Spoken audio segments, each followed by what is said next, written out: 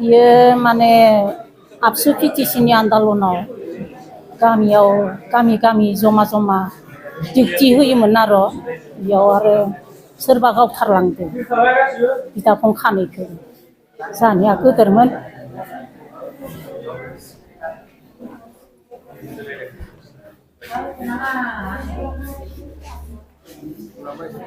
बेसेबां सना गावथारनानै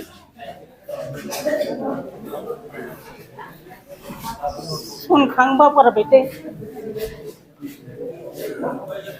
बेसेबांसो गोबाव जाखो गोबावा माने 20 बोसोर 3 बोसोर जाबाय खोमा 20 बोसोर 21 22 23 बोसोरसो जाबाय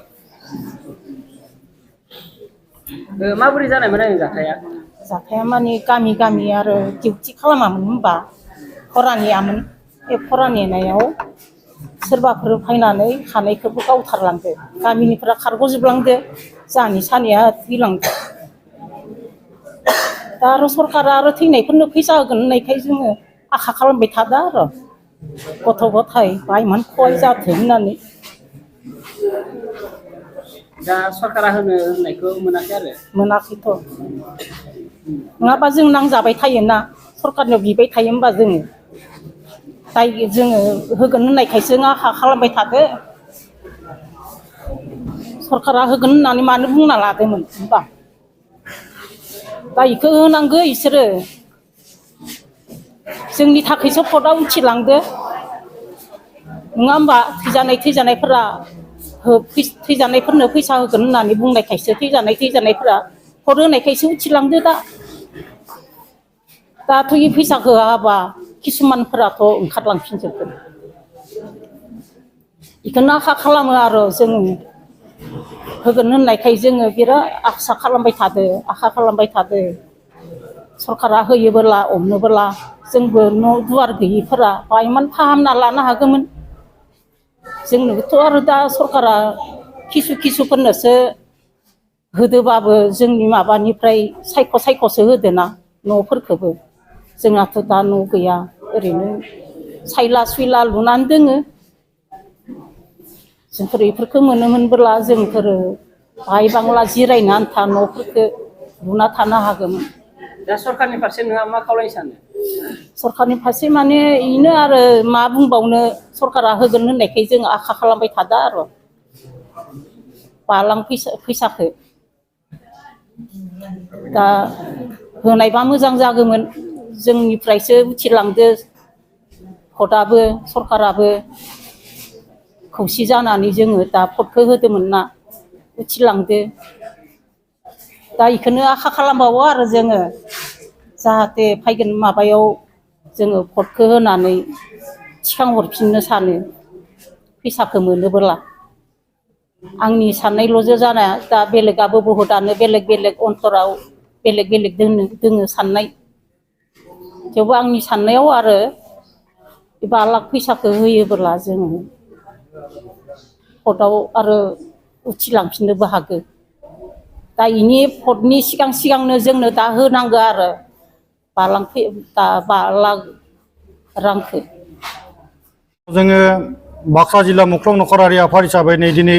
गासै मुख्लंफोरखौ लाफानानै मुख्लं नखरनि गासै सोद्रोमाफोरखौ लाफानानै बे सावरायदों जे मैयानि दिनाव जे मुख्लंफोरनो 5 लाख अनसुंथाइ होबाय नाथाय बेवहाय बाक्सा हिसाबै सानैल' नाथाय बाक्सा हिसाबै मानो सानैल' जाखो बे बाथ्राखौ जोङो आगोलनिफ्रायनो बारंबार बुंबोबाय थादोंमोन नाथाय बे बुंसेयावबो जोंनि बाक्सा जिल्लायावनो माने गोदोर दैदेनगिरिफोरा दोङो चिफ दोङो EM दोङो बिथांमोना दिनै बाक्सा जिल्लानि जे मुख्लं बिथांमोनखौ मान होनायखौ जों नुनो मोनाखै बेखायनो जों खावलायगोन जाहाथे फैबाय थानाय MP इलेक्सनाव जुदि जोंनि बाक्सा जिल्लानि मुख्लं नखरनो जुदि 5 लाख अनसुंथाइखौ होआब्ला जोङो फैबाय थानाय MP इलेक्सनाव भट बर्जन खालामनाय जागोन होननानै जों फोरमायदों आरो फैगोन समाव जुदि 5 लाख अनसुंथाइखौ थाब मोनाब्ला जोङो क'क्राझार सेक्रेटारि अफिसाव धरना हैगोन होननानै दिनैनि दिनाव जोङो मोनसे बिथांखि लानाय जाबाय होननानै जों फोसावदों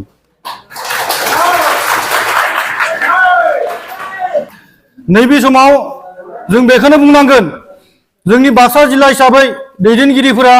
जोंनि बाक्सा जिल्लानि मुख्लंफोरखौ नायफिनाखै नैबे समाव जों बुंनांगोन बाक्सा जिल्ला हिसाबै खनसे भेरिफिकेसन जादोंमोन 472 खनसेयाव भेरिफिकेसन जाबाय 468 खनसे जाबाय 70 नाथाय एसेबां भेरिफिकेसन जाजासेयावबो दिनै बाक्सा जिल्लायाव मानो मुख्लंफोरा रां 5 लाख रांखौ मानो मोननायनि लामायाव फैयाखै बेखायनो जों बुंनांगोन जोंनि बाक्सा जिल्लानि गासै दैदेनगिरिफोरा जोंनि मुख्लंफोरनि सायाव एसेबो नोजोर होआखै होननानै जोङो बुंनांगोन जों बाक्सा जिल्ला हिसाबै दिनै नैबे बरबरि गोजौ फरायसालियाव मोनसे मेल लानाय जादोंमोन बे मेलनि गेजेरजोंनो जों मोनसे थांखि लानाय जादों थांनाय 17 बोसोर सरकाराव जि जालांबाय नैबे गोदान बोसोरावबो जोङो गोदान सरकारखौ जों आसा खालामदोंमोन जोंनि 5 लाख रां अनसुंथाइखौ जोंनो होगोन होननानै नाथाय बिथांमोनाबो दिनैसिम जोंनो 5 लाख अनसुंथाइखौ माने होनाय जायासै बेनिखायनो मैया मोनसे लिस्ट फोसावदोंमोन मैया लिस्टआवबो बिथांमोना जोंनि बाक्सा डिस्ट्रिक्ट हिसाबै 3ल' फोसावदों बेखौ नायनानै सिगांफोरावबो बिदिनो माखासे होलांबाय बेयावबो जोंनि दिनैसिम बाक्सानि मोननाय जायाखै आरो सिगां समाव एबसु आन्दोलनाव जिखिनि थैलांबाय बिनिफ्राय दिनैसिम जों सासेबो मोननाय जायाखै बेनिखायनो जों दिनैनि बे मेलनि गेजेरजों मोनसे थांखि लानाय जादों दि बे जा सरकार जोंनो अनसुंथाइखौ जुदि नैबे फेब्रुवारि दाननि गेजेराव होआबा सिगाङाव जोङो जेबायदि सरकारखौ जोङो थुलुंगा होबोदोंमोन बा मदद होबोदोंमन बे मददखौ जोङो होनाय जानाय नङा बे सोरखौ थुलुंगा होगोन बे जोंनि खोथा इयुननि खोथा नाथाय नैबे जिखिनि अनसुंथाइ मोननांगौ जोङो बेखौ होआबा जोङो सरकारखौ जि मिजिं थिनानै जों जि थुलुंगा होबोदोंमोन जों बे थुलुंगाखौ होनाय जानाय नङा बेखौथ' सिगाङावबो जाहोबोबाय बिथांमोना बाक्सा जिल्ला हिसाबैथ' बहुत खम होबोगासिनो दङ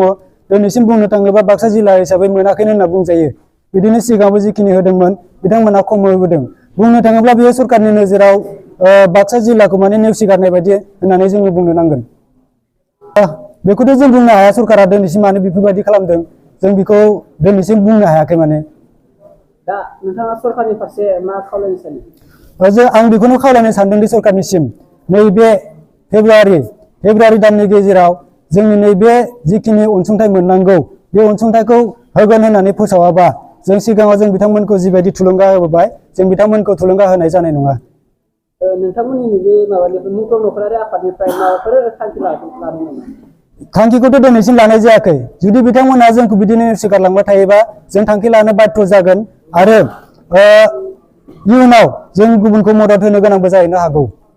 दासिमाव बेसेबांसो मुख्लं नखरफोर दङ बाक्सा जिल्ला हिसाबै दासिमाव 1010 जन मुख्लं नखर दङ दिनै जोङो बाक्सा जिल्ला मुंख्लंआरि नखर आफादा बेवहाय जथुमनायनि गाहाय थांखिया बेनो जाबाय जे जोङो गोबाव समनिफ्रायनो मुंख्लं नखर आफादनि सिङाव थानाय जायफोर मुंख्लं नखरनि बिगोमाफोर बा सोद्रोमाफोर गोबाव सम जाबाय जोङो 5 लाख रांखौ मोननो थाखाय जोङो नेनानै थाबाय थादों जिहेतु माने सरकारानो खोथा होखानाय आन्दलननि समाव जायफोरनाखि मुंख्लं जालांनाय बिथांमोननि थाखाय नखरफायाव 5 लाख रां खरै अनसुंथाइ होनायनि बिथांमोना खोथा होखानाय बे लेखायैनो जों दिनैसिम नेगासिनो दङ नाथाय बिथांमोना दिनैसिम मानो होनो हायाखै जों बेखौ मिथिस'नो हाया दा जोङो बिनि खारनखौ नांगौ आरो जोङो खोनानाय मथेब्ला गुबुन गुबुन जिल्लाफोराव मोनगासिनो दङ एफा एफा आरो सिगाङावबो मोनखांबाय आरो दाख्लैबावैसो बेबायदिनो गोदानै लिस्ट खालामनानै होनायखौ जों नुबोबाय थादों नाथाय बाक्सा जिल्ला हिसाबै जोङो मोननोनो हायाखै आरो नै मैयानि जि लिस्ट बे लिस्टआवबो जोङो बाक्सायाव सानैल'सो जोङो मोननाय खोनादों आरोखि दा जोंनि बाक्सा जिल्ला हिसाबै मानो मोनाखै लिस्टआ मानो खम जादों जोंनिया दा जोंनो नांगौ आरो बे 5 लाख रांखौबो जोंनो थाबैनो नांगौ आरोखि दा जोंना बाक्सा जिल्ला हिसाबै मुंख्लं नखरा गासैहाय 1010 दङ बे 1010आ दिनैसिम गोबाव समनिफ्राय जोङो नेगासिनो दङ दिनै नोंथांमोना बेयाव जुथुमदों बेनि गेजेरजों मा थांखि लादों दा थांखिया बेनो जाहैबाय जोङो जेब्लासिमहालागै मोना गभर्नमेन्टआ जोंनो जेब्लासिमहालागै होआ जों अब्लासिमहालागै जोङो मोननो थाखाय जोङो नाजाबाय थागोन आरो बिथांमोननि सरकारखौ जोङो जिहेतु आगोलनिफ्रायनो उन सिगां जों मदद खालामबोबाय थानाय जादों दा बे समाव जोंनो थाबैनो बे 5 लाख रांखौ होआब्ला जोङो हयथ'बा माबा मोनसे सावरायनायनि गेजेरजों जोङो बेबस्था लानाय जागोन बा थांखि लानाय जागोन आरोखि। दा जिहेथु मैयानि समाव 200 मानसिफोरनो बिथांमोना होबाय। दा जोंनि बाक्सा जिल्लायाव जिहेतु जेरैबायदि माने जिल्ला हिसाबै रानोब्लाबो 200आव मोनब्रै डिस्ट्रिक्टआव 50 खरै गोलैयोमोन।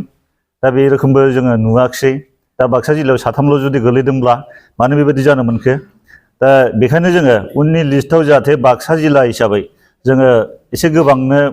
मोननांगौ। जिहेतु माने जोंना 1010 सा माने मुंख्लं न'खर दङ। दा जाहाथे बिथांमोना थाबैनो जोंनि बाक्सा जिल्लानि थाखाय थाबैनो बेबस्था खालामनानै होयो।